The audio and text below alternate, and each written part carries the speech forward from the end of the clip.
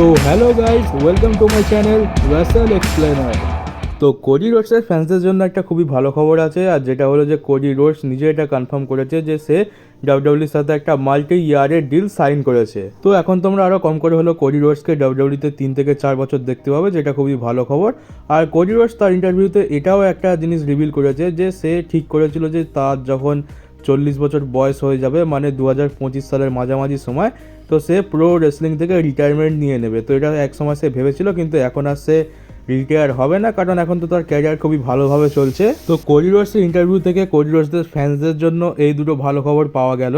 আর রেসলমেনিয়াতে যে 6 women tag team match হবে সেটা অফিসিয়াল হয়ে গেছে, আর তার গ্রাফিক্সও ডাব্লিউডাব্লিউ বের করে দিয়েছে। তো তোমরা তোমাদের স্ক্রিনে দেখতেই পাচ্ছ যে গ্রাফিক্সটা কেমন দেখতে লাগছে। আর ট্যাগ টিম চ্যাম্পিয়নশিপের জন্য যে ল্যাডার ম্যাচটা হবে সেখানে প্রত্যেকটা পার্টিসিপেন্ট প্রত্যেকটা টিমে এখন পুরোপুরি কনফার্ম হয়ে গেছে, আর এদের গ্রাফিক্সটাও বেরিয়ে গেছে। তো তোমরা দেখতে পাচ্ছ এখানে এখন 6খানা টিম পুরোপুরি কনফার্ম হয়ে গেছে। তো টোটাল এখানে 12 জন সুপারস্টার থাকবে, আর এখানে দেখতে পাচ্ছি যে খুবই ভালো ভালো টিম রয়েছে। তো ল্যাডার ম্যাচ যেহেতু এই ম্যাচটা খুবই ভালো লেভেলের হতে চলেছে, তো এইবার আসি যে এই ম্যাচটাতে আমরা কি হার্ডি বয়েজের রিটার্ন দেখতে পাবো সেই বিষয়ে। তো আমরা যখন লাস্ট টাইম ডাব্লিউডাব্লিউতে হার্ডি বয়েজের রিটার্ন দেখতে পেয়েছিলাম সেটা ছিল 2017 সালে, আর সেটাও ছিল এরকম একটা ট্যাগ টিম চ্যাম্পিয়নশিপের জন্য ল্যাডার ম্যাচে। তো সেইখানে আমরা হার্ডি বয়েজের রিটার্ন দেখতে পেয়েছিলাম, আর হার্ডি বয়েজকে সেখানে চ্যাম্পিয়নও হতে দেখতে পেয়েছিলাম। তো এইবারে কি আমরা হার্ডি বয়েজের রিটার্ন দেখতে পাবো? কারণ অনেক দিন ধরে রুমার চলছে যে হার্ডি বয়েজ হয়তো এই ম্যাচটাতে রিটার্ন করতে পারে, আর এটা খুবই জোরালোভাবে এই রুমারটা ছড়াচ্ছে যে হার্ডি বয়েজ হয়তো রেসলমেনিয়াতে এই ম্যাচে আসবে। তো হার্ডি বয়েজ আসবে কিনা এটা পুরোপুরি কনফার্ম তো নয়, তবে সিনারিওটা একটু দেখা যাক। যে আমরা রিসেন্ট টাইমে দেখেছি যে ম্যাট হার্ডি ডাব্লিউডাব্লিউ শোতে এসেছিলো, আর এরিনাতেও তাকে দেখতে পাওয়া গেছে। আর ম্যাট হার্ডির কন্ট্রাক্ট AEWর সাথে শেষ হতে চলেছে, আর সে এখনও সেটা রিনিউ করেনি। আর অপর দিকে রয়েছে জেফ হার্ডি। তো জেফ হার্ডির তো কিছুই খবর পাওয়া যাচ্ছে না, সে অল এলিট রেসলিংয়েও আসছে না, আর তার কন্ট্রাক্ট কবে শেষ হবে সেটাও আমরা কেউ জানি না। তো দেখতে গেলে কন্ট্রাক্ট এক্সপায়ার হচ্ছে ম্যাট হার্ডির, আর জেফ হার্ডির কোনো খবর নেই, সে AEWর শোতেও আসছে না, আর তার কন্ট্রাক্টেরও কোনো খবর নেই। তো সব শেষে দেখতে গেলে যে হ্যাঁ, চান্স তো রয়েছে, কারণ সিনারিও দেখে তো মনে হচ্ছে যে এখানে জেফ হার্ডি আর ম্যাট হার্ডি রিটার্ন হতে পারে, আর তাদের কন্ট্রাক্টও মোটামুটি শেষ হয়ে গেছে, আর AEWর সাথে হয়তো তাদের সম্পর্ক সেরকম আর নেই। আর শুনছিলাম যে জেফ হার্ডির সাথে AEWর ব্যাকস্টেজে কিছু একটা ঝামেলা হয়েছে, আর AEWতে ব্যাকস্টেজে ঝামেলা হওয়া তো খুবই সাধারণ, প্রত্যেক সপ্তাহতেই হয়ে থাকে কারোর না কারোর সাথে। তো দেখো, চান্স আছে রেসলমেনিয়াতে জেফ হার্ডি আর ম্যাট হার্ডি রিটার্ন করার, তবে এটা বলবো না যে একদম আসছে, এটা পুরোপুরি কনফার্ম। তবে হ্যাঁ, চান্স আছে। তবে এই ট্যাগ টিম চ্যাম্পিয়নশিপ ল্যাডার ম্যাচে জেফ হার্ডি আর ম্যাট হার্ডি আসবে, এটা আশা করার দরকার নেই। যদি আসে তাহলে বোনাস, আর যদি না আসে তাও কোনো ব্যাপার নয়। তো আসার চান্স রয়েছে, কিন্তু কম রয়েছে। আর এর পরের সপ্তাহে যে স্ম্যাকডাউন হবে সেখানের জন্য W W Andre the Giant battle royal announce করে দিয়েছে, আর তার পার্টিসিপেন্টদের তোমরা দেখতে পাচ্ছ। তো এইটা রেসলমেনিয়ার কিক অফ শোতে হয়, কিন্তু আমরা লাস্ট 2 বছর ধরে দেখছি যে ডাব্লিউডাব্লিউটার কিক অফ শোতে দিচ্ছে না, এটা একদম এই স্ম্যাকডাউনেতেই করে দিচ্ছে। তো এইটা Andre the Giant battle royal করানোর উদ্দেশ্য ছিল যাতে বেশি বেশি সুপারস্টারকে রেসলমেনিয়াতে ফিচার করা যায়। তো এখন লাস্ট 2 বছর ধরে আমরা সেটা দেখতে পাচ্ছি না, এটা স্ম্যাকডাউনই হয়ে যাচ্ছে। আর আমি ভেবেছিলাম যে অন্তত সোলো সিকোবাকে ডাব্লিউডাব্লিউ এই ব্যাটেল রয়্যালে রাখবে আর তাকে জেতাবে, কারণ সোলো সিকোবার জন্য তো রেসলমেনিয়াতে করার কিছুই নেই। আর সে বেকারই দুখানা পরপর 2 বছর পরপর রেসলমেনিয়া হয়ে গেল, কিন্তু তার করার কিচ্ছু নেই, সে শুধু সামান স্পাইক মারার জন্যই তাকে রেখেছে। তো অন্তত Andre the Giant battle royal তাকে হয়তো ডাব্লিউডাব্লিউ জেতাবে, কিন্তু এখানে তো সোলো সিকোবাকে কোথাও দেখতে পাচ্ছি না, আর থাকবে কিনা সেটাও জানি না। তো এক ভাই আমার একটা কমেন্ট বক্সে কমেন্ট করেছিল একটা ভিডিওতে যে সোলো সিকোবাকে রেসলমেনিয়াতে শুধুমাত্র জাতীয় সঙ্গীত গাওয়ার জন্য রেখেছে, তো মনে হচ্ছে ওই কাজটাই ওকে দেবে এবারে।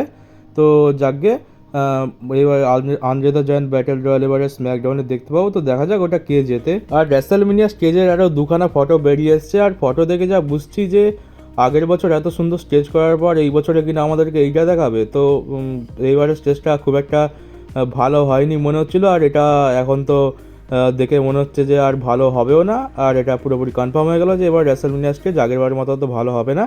তো এইটা কি হচ্ছে, ডাব্লিউডাব্লিউ আগের বারে অত ভালো স্টেজ বানালো, এইবারে সেই রকম লেভেলের করুক না করুক তার আশেপাশে তো যেতে পারতো, কিন্তু এইবারে এত বাজে একটা স্টেজ।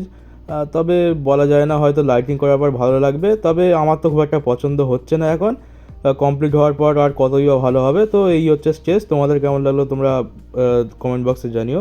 আর মাঝখানে তো আমরা দেখতে পাচ্ছি যে ডাব্লিউডাব্লিউ রিং আছে, আর রিংয়ের ওপর একটা ছাউনি বানিয়েছে, আর এমনটা রুমার আসছিলো যে সেই ছাউনির জায়গায় একটা বড় ঘন্টা থাকবে, কিন্তু ঘন্টা তো দূরের কথা, শুধুমাত্র একটা সিম্পল ছাউনি বানিয়ে দিয়েছে। এর থেকে ভালো স্টেজ তো ডাব্লিউডাব্লিউ সৌদি আরবে ক্রাউন জুলে করে থাকে। তো এই হচ্ছে স্টেজ, আর কিছু বলার নাই। তো চলো পরের নিউজে যাওয়া যাক। আর রেসলিং ব্লগ এটা কনফার্ম করেছে যে রেসেলমেনিয়াতে জন সিনা থাকছে, এটা পুরোপুরি 100% কনফার্ম। আর ব্লগ আমরা জন সিনাকে 100% রেসেলমেনিয়াতে দেখতে পাবো। আর জন সিনা রেসেলমেনিয়াতে কী জন্যে আসবে, কী করবে, সেটা নাকি ডাব্লিউডাব্লিউ 1 মাস ধরে ডিসকাস করছে। তো 1 মাস ধরে ডিসকাস করছে যখন নিশ্চয়ই কোনো বড় সড়ো জিনিসে আমরা জন সিনার ইনভলভমেন্ট দেখতে পাবো। তো দেখা যাক সেটা কী হয়। আর যেহেতু রেসলিং ব্লগের তরফ থেকে এই নিউজটা এসছে, তো তোমরা ধরে নিতে পারো যে এটা সত্যি হবে, কারণ এদের বেশিরভাগ নিউজই সত্যি হয়। তো এখন দেখা যাক আমাদের জন সিনা রেসেলমেনিয়াতে এসে কী করে। তো আমরা তো সবসময় আনডিসপিউটেড টাইটেলটার ওপর রোমান রেন্সেরই লোগো দেখে এসেছি, কারণ এটা রোমান রেন্স ছাড়া এখনো পর্যন্ত আর কেউই জিততে পারেনি। তো রেসেলমেনিয়াতে যদি কোডি রোডস রোমানকে হারিয়ে দেয়, তাহলে টাইটেলটা কেমন দেখতে হবে তারও একটা ফটো এসছে। তো এই দেখো, যদি কোডি রোমানকে হারাতে সক্ষম হয়, তো আনডিসপিউটেড টাইটেলের সাইডে কোডি রোডসের আমেরিকান নাইটমেয়ারের লোগোটা লাগানো থাকবে, আর চ্যাম্পিয়নশিপটা কিছুটা এরকম দেখতে লাগবে। তো এখন দেখা যাক এটা রেসেলমেনিয়ার পর হয় কিনা, আর কোডি রোমানকে হারাতে পারে কিনা। আর রেসেলমেনিয়াতে হয়তো আমরা কার্লিটোর হিল টার্ন দেখতে পাবো, আর সে রেমিস্টারের ওপর টার্ন করবে, আর তারপর ডাব্লিউডাব্লিউ কোম্পানি ছেড়ে চলে যাবে। তো কারণটা হচ্ছে যে এই কার্লিটো যেভাবে ডাব্লিউডাব্লিউতে কাজ করছে, তো ডাব্লিউডাব্লিউর যে ব্যাক স্টেজে অফিসিয়ালস রয়েছে তার কার্লিটোর কাজ খুব একটা পছন্দ হচ্ছে না, আর কার্লিটোর কাজ ডাব্লিউডাব্লিউর কি আমাদের নিজেদেরই পছন্দ হচ্ছে না। আমরা এটাই বুঝতে পারছি না যে কার্লিটো ডাব্লিউডাব্লিউতে রিটার্ন করলো কেন, আর সে কী করতে ডাব্লিউডাব্লিউতে রয়েছে। মানে বেকারই জাস্ট রয়েছে, আর তার কাজও খুব একটা ডাব্লিউডাব্লিউর লোকেদের পছন্দ হচ্ছে না। তো কার্লিটোকে রেসেলমেনিয়ার পর ডাব্লিউডাব্লিউ ছাড়তে হবে, আর সে রে মিস্টেরিওকে বিট্রে করে রে মিস্টেরিওকে ম্যাচ হারিয়ে তারপর যাবে। তো কারণটা হচ্ছে যে আমরা দেখলাম যে স্ম্যাকডাউনে রে মিস্টেরিও বললো যে স্যান্টোস এসকোবার আর ডমিনিক মিস্টেরিওর সাথে রে মিস্টেরিও আর ড্র্যাগন লি লড়বে। তো কার্লিটো থাকা সত্ত্বেও ড্র্যাগন লিকে রে মিস্টেরিও চুজ করলো। তো এটাই হবে কারণ, যে কারণের ফলে কার্লিটো রে মিস্টেরিওর ওপর হিল টার্ন করবে, আর তারপরে ডাব্লিউডাব্লিউ ছেড়ে চলে যাবে। কারণ বললাম যে তার কাজ কারোরই পছন্দ হচ্ছে না, ফ্যান্সদের তো একদমই পছন্দ নয়, ফ্যান্সরা তো জানি না কী করতে রয়েছে। আর ডাব্লিউডাব্লিউর ব্যাক স্টেজে তো লোকরা খুব একটা পজিটিভ রিভিউ তো দিচ্ছে না। তো এই একটা অ্যাঙ্গেল হতে পারে যে রে মিস্টেরিও ড্র্যাগন লিগে চুজ করেছে, যার ফলে হিংসা হবে, আর তার কারণেই কার্লিটো রে মিস্টেরিওর উপর টার্ন করবে, আর তার ফলে স্যান্টোস এসকোবার আর ডমিনিক মিস্টেরিও রেসেলমেনিয়াতে জিতে যাবে। তো এই একটা সিনারিও হলেও হতে পারে রেসেলমেনিয়াতে। আর এবার আসি পরের সপ্তাহে, যেহেতু রক আর রোমান রেন্স দুজনেই রয়ের এপিসোডে আসবে, মানে আর 2 থেকে 3 দিনই বাকি আছে, এই মঙ্গলবার সকালেই দেখতে পেয়ে যাবো। তো এই রতে রোমান আর রক দুজনেই আসবে। তো তোমরা ধরে নিতে পারো যে এই সপ্তাহে কোডি রোডস আর সেথ রলিন্সকেই আপার হ্যান্ড দেওয়া হবে, কারণ আগের সপ্তাহে আমরা দেখলাম যে রককে আপার হ্যান্ড দেওয়া হয়েছে, আর রক কী করেছে সেটা তো আমরা দেখেই নিয়েছি। তো এই সপ্তাহে ধরে নিতে পারো যে কোডি রোডস আসবে আর সেথ রলিন্সও আসবে। তো রক, রোমান, কোডি আর সেথ সবাই থাকবে, আর এদের মধ্যে কোনো একটা ব্রল হয়তো আমরা দেখতে পেতে পারি। আর এখানে কোডি রোডসকেই আপার হ্যান্ড দেওয়া হবে, এটার চান্সই বেশি, কারণ কোডি রোডসকে পরপর 2 সপ্তাহে তো একদম ধুয়ে দেওয়ার মতো কাজ ডাব্লিউডাব্লিউ করবে না। আগের সপ্তাহে মাথা ফাটিয়ে দিয়েছে, আর এই সপ্তাহে যদি কোডি রোডসই মার খায় তাহলে দেখতে তো খারাপ লাগবে, আর তাহলে লোকে ভাববে যে আরে কোডি রোডসকে এত বাজেভাবে বুক করছে। তো এইবারে ধরে নিতে পারো যে এই সপ্তাহে আমরা কোডি রোডসকেই হয়তো ডমিনেট করতে দেখতে পাবো, আর তাকেই আপার হ্যান্ড দেওয়া হবে। তো রয়ের এপিসোডে দেখা যাক কী হয়। আর এবারেও যদি কোডি রোডস মার খেয়ে যায় তাহলে জানি না কী হবে, আর দেখতে হবে যে রক আর রোমানের মধ্যে কে মার খায় কোডি রোডসের কাছে। আর যদি হয় তো সেটাও দেখার বিষয়।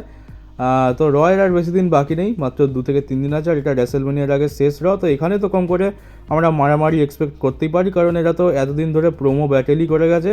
আর লাস্ট মানডে নাইট রতে একটু দেখলাম যে মারামারি খুনোখুনি হচ্ছে। তো এই যে রয়ের এপিসোডটা আছে, এখানে সবাই থাকছে যখন, একটু তো ব্রল আমরা আশা করতেই পারি, আর সেই ব্রলে কোডি রোডসের আপার হ্যান্ড পাওয়ার চান্সও বেশি। তো চলো, এই নিউজের ভিডিও এই পর্যন্তই ছিল। কেমন লাগলো কমেন্ট বক্সে জানিও, আর চ্যানেলে নতুন হয়ে থাকলে চ্যানেলটাকে সাবস্ক্রাইব করে নোটিফিকেশান বেলটাকে অবশ্যই অন করে দিও, আর ভিডিওটাকে একটু শেয়ারও করে দিও। তো চলো গাইস, দেখা হচ্ছে তোমাদের সাথে আমার পরের ভিডিওতে।